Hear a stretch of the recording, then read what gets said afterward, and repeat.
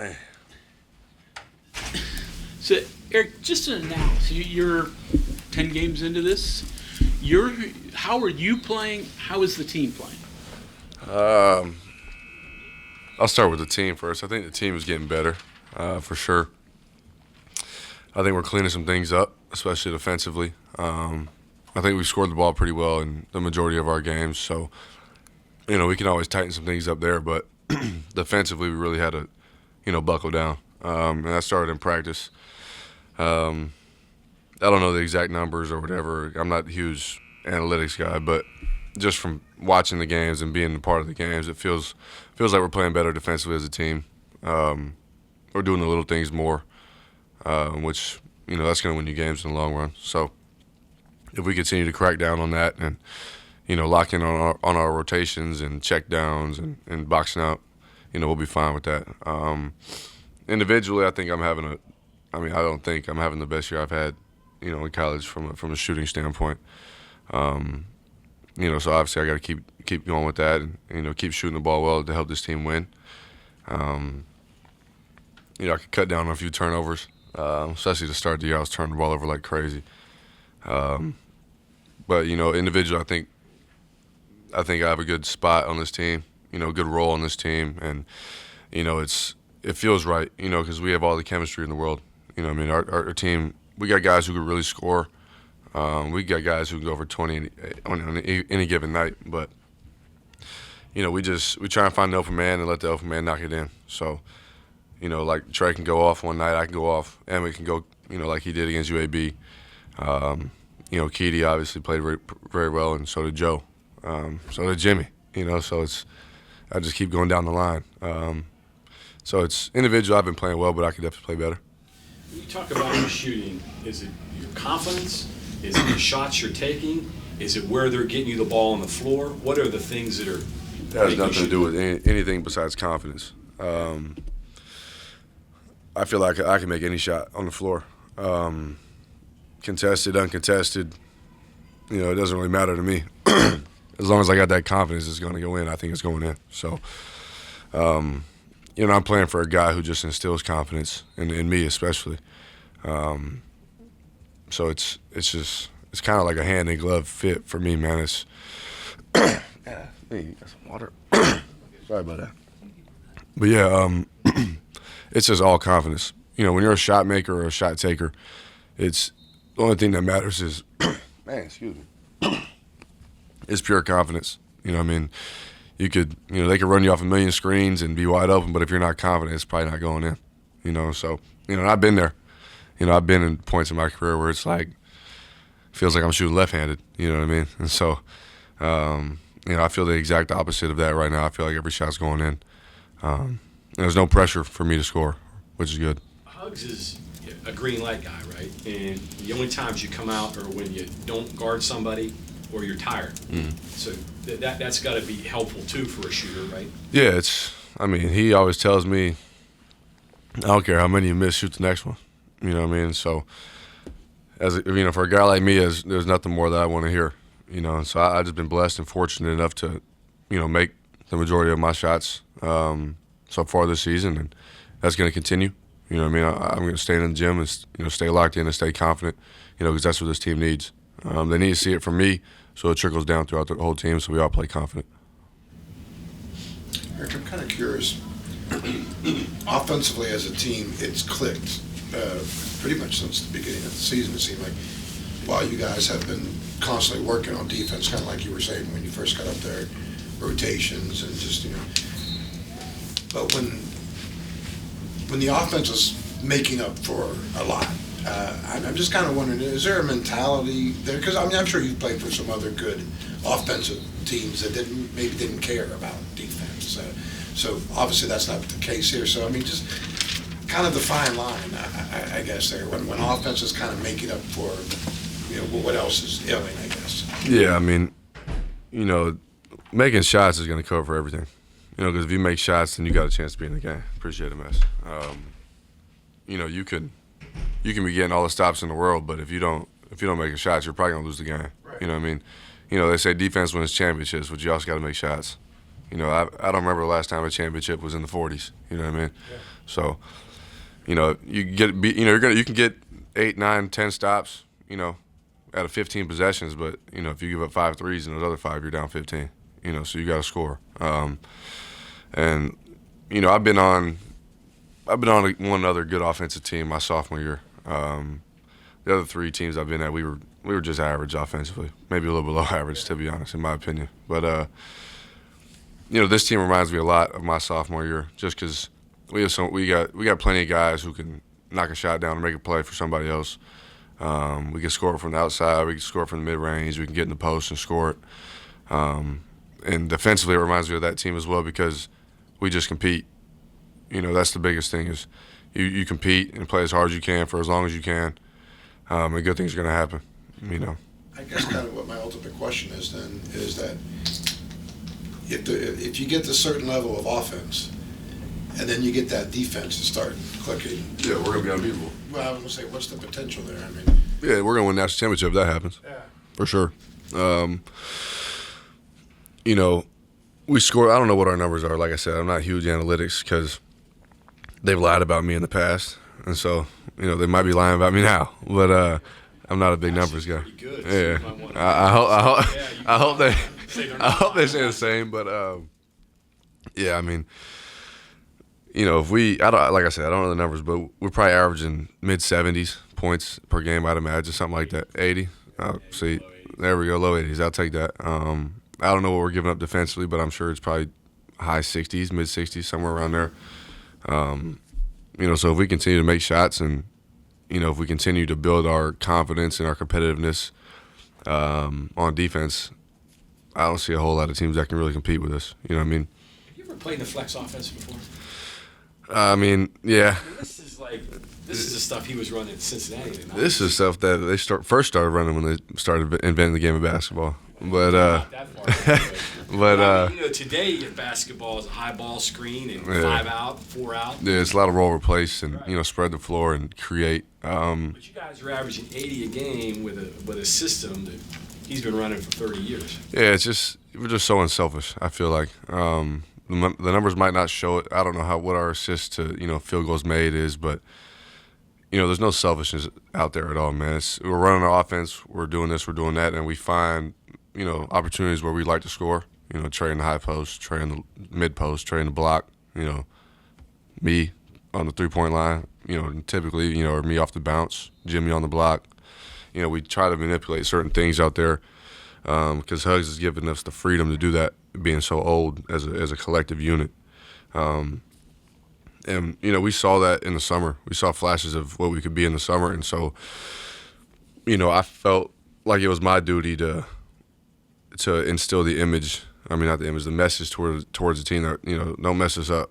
You know what I mean? We got plenty of guys who can score. We got plenty of guys who are talented enough to do anything that we need them to do. So don't let egos get in the way. Don't let, personal passions and motivations get in the way. Just, let the chips fall where they may. Share the sugar, and we're going to win games. Well, it shows that this system can still work if you share the ball and not dribble. Yeah, share the ball and take good shots. When I say good shots, it's not wide open shots, because you don't get a lot of wide open shots in college. Good shots would be, Trey, high post, Jimmy on the block, or, Emmett with a catch and shoot, or, he's finishing in transition. That's a great shot for him. For me, obviously a catch and shoot is a really good shot for me. Pull up in the mid-range, pull up from 3. Those are, probably my go-tos with our offense. And, Joe, get in the paint, being crafty. Same with Keedy. I don't like when people categorize good shots as, oh, he's wide open, that's a good shot. There's other good shots. Like if I hit, say I hit 2 or 3 shots in a row, and I get a good look at it in the mid-range, it might be a little contested. That's still a good shot. The only bad shot is a foot on the 3-point line. That's the worst one. Yeah. Foot on 3-point line. I'd rather shoot from half court. One question here about Wichita State when they were. What kind of system did you run there when you were effective? We had so many sets at Wichita, man. It was sets, and even in transition, it was. We probably had 65, 70 half-court sets, and then transition we probably had 10 transition. We called them quicks. So. I remember them all. oh, you run if you don't. So, yeah, you're going to remember him. You're going to be on that track. So it would, it was a good little system. I liked it. We wouldn't really call him. We would just, start the game. He would give us 3 sets. First possession down, run this one. And the next dead ball, run the second set.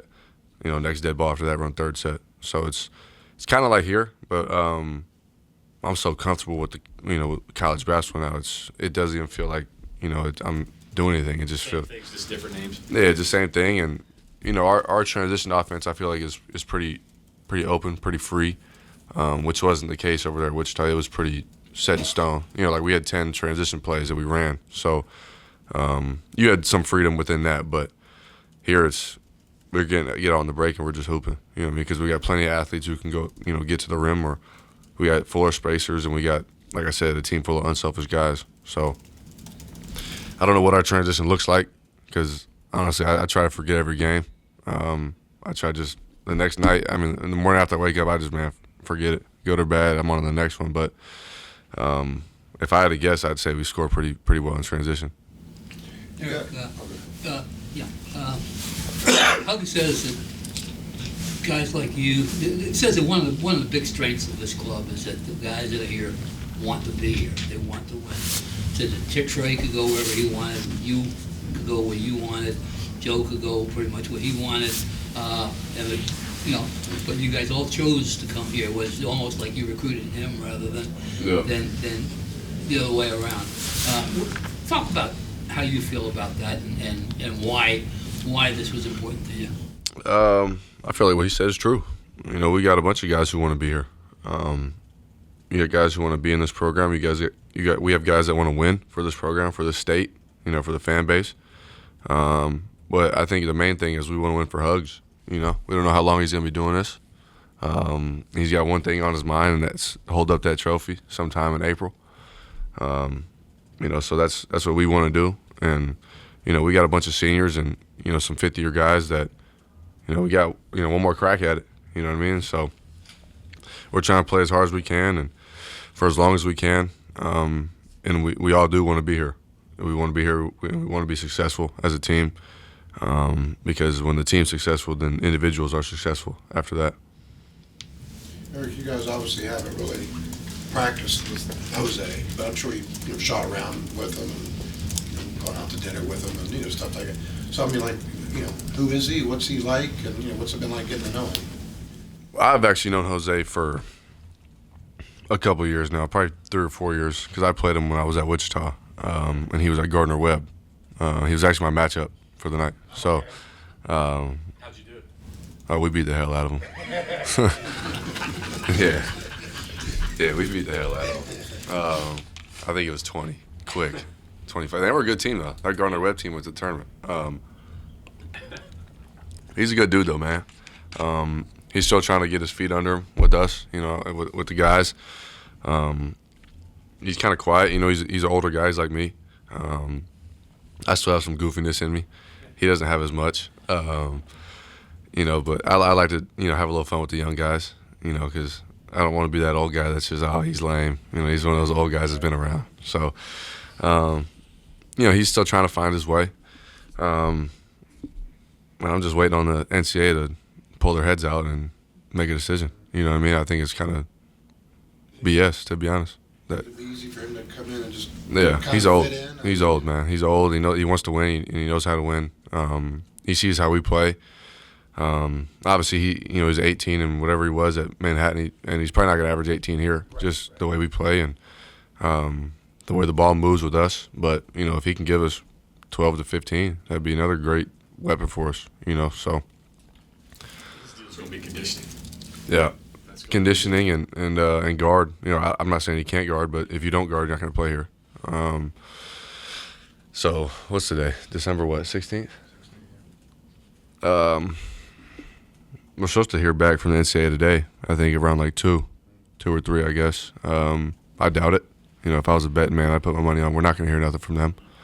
I'm kind of fed up with them, to be honest. It has nothing to do with me. But I think he'll come in right away and be just fine. And just like I said, he wants to win, and it's his last year as well, so he's not going to do anything to mess up our chemistry and anything like of that nature. But getting in shape is going to be huge. He's been doing his own stuff on the side, but nothing like getting up and down and playing is going to prepare you for that.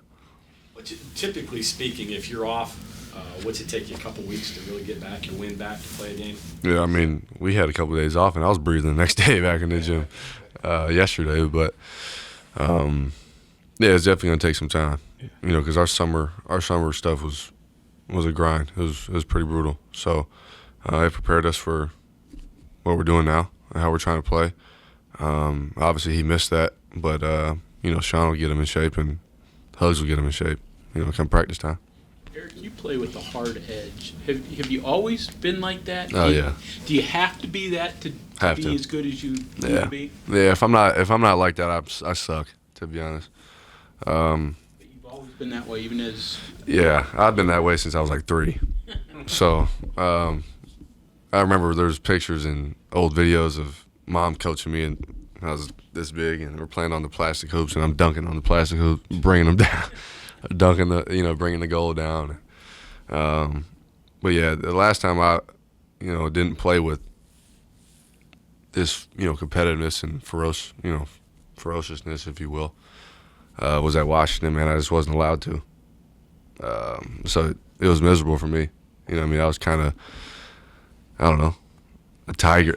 Yeah, I was a tiger in like bubble wrap, I guess, with a bunch of needles and stuff pointing at me. If I went anywhere, I was just gonna pop and I was just gonna explode. But that's why I sucked at UW. That's why it sucked for me when I was there. I was at home playing terrible on a terrible team.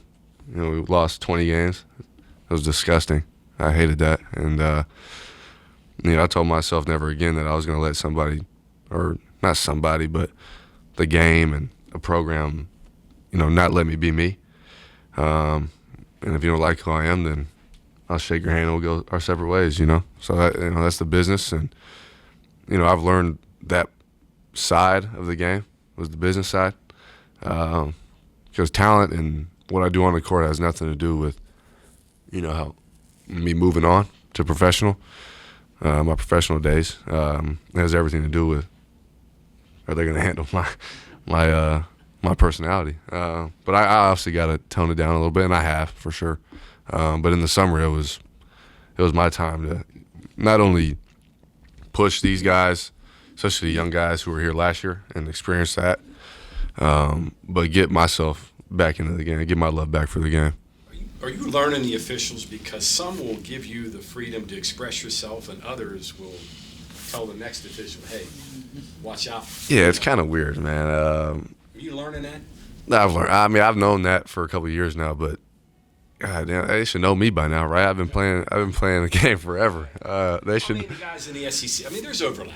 Yeah, guys in the SEC kind of let me do me. Yeah. Pac-12 was different because I wasn't myself, like I just touched on. And the American I wasn't as crazy in the American because I was, freshman, sophomore. Sophomore year, I had a little bit to me. But now it's like, now I'm a grown man playing in the best conference in the country. So it's like, I think I should get a couple calls here and there, but, I also don't like the tickiness with the refs, man. Like if I'm coming up and asking you a question, if I'm coming at you respectfully, I shouldn't be getting a disrespectful answer back, So it's kind of walking a fine line. Well, there's some guys in this league that have quick triggers, and the head ball coach got kicked out of the last year's game, in the first half? Yeah, it's definitely a part of the game that I don't think should be a part of the game. It shouldn't be 3 guys out there coming to ref the game and make the game about themselves. You're especially, come conference play and big games, you're officiating majority of older guys. In big games, you're not going to have a whole lot of young guys out there. So you got a bunch of older guys out here who we're full of testosterone. We're competing. We're playing our ass off. We're trying to win this game. Tensions are going to flare. You know what I mean? People are going to talk. People are going to be chippy, especially us. Like, our team is full of that. And so it's, they might not like it. Honestly, I don't even think it's the officials. I think it's their boss. I think it's where they want the game to be officiated. And, it's it's something we obviously have to adjust to. And I think we've adjusted a little bit since the beginning of the year. But I've always been fiery and competitive, and so I think there should be a little leniency with that. A little chirping here and there, that's fine. That's probably good for the game, in my opinion. Eric, I know it's kind of tough to ask you to speak for the whole team, but do you guys almost get a sense that, man, I wish we could just start Big 12 play now, or is there some tinkering that still needs to go on? I've been wanting to start Big 12 play since I got here. Right. You know what I mean? So as a team, I feel like we're the same way. We're not overlooking Buffalo. We're not overlooking Stony Brook. We're going to go out there and we're going to beat them. We're going to beat down on them for sure. That's what we're going to do. And, we're going to go home for a couple of days and get some cookies and then come back for Big 12 play. Hopefully keep my breath, if staying safe. I don't eat too much. But, we're ready to get going, man, in this Big 12. And, it's a new season, technically. I feel like if we keep progressing the way we are and if we practice the rest of the season like we did yesterday, we could win the Big 12 for sure. We're talented enough. We're well coached enough. We got a hell of a fan base that'll help us win our home games and, steal some on the road and then go to Missouri and try to win whatever it is, hopefully 3 games in 3 days or whatever it is, and be a 1 seed. Going back to your chippiness against UAB, you kind of transition layup, goes up, gets hit, goes down to the floor. You kind of just turned around and walked away. Is that something that has changed over your 4 or 5 years? And is that something that you guys kind of sometimes have to remind yourself not to get caught up in some of the emotion like that can easily get you teed up here and there? Yeah, it's very easy for me to get into those situations, just because I'm always sticking my nose in there and chirping a little bit, talking and being physical. But, it's like I said earlier, it's not about talent. It's not about production or how I play. When it comes to me progressing in my career, it's going to be, how is he going to be on the bench? Because next year, wherever I'm at, I'm probably not going to be playing. I'll be a practice guy. Hopefully I'm going to be playing a little bit here and there, but I'm probably going to be, buying food for the vets and being treated like a rookie, which is fine with me. Being the 10th, 12th man off the bench, whatever. That's the biggest question for me right now. That I've gotten personal feedback is, how's he going to handle not playing? If he's in that situation, how's he going to handle being in the locker room, not playing, just practicing, being a scout guy? And I tell him, shoot, I'm good with it. I'm fine. I'm making 7 figures. Why would I care? I'm learning from the best. So. And the coaching staff here has, they told me, it has nothing to do with what you do on the court other than your temper, if you will. I don't have a temper, but I'm just competitive. And I'm a firm believer in intimidation can win you a game because it has won me games, plenty of games. But when it comes to those situations, the team was looking at me. Especially, because I'm the most vocal, I'm the most, the loudest guy. I might be the loudest guy in the program, to be honest. Hugs doesn't yell that much anymore, but so they're looking at me as a leader, as an old guy, as as a starter. If you're going to be leading the team, you got to, there's certain times you can pick your battles, but you got to get up and walk away sometimes, and especially in a moment like that where I don't remember the exact time or score, but.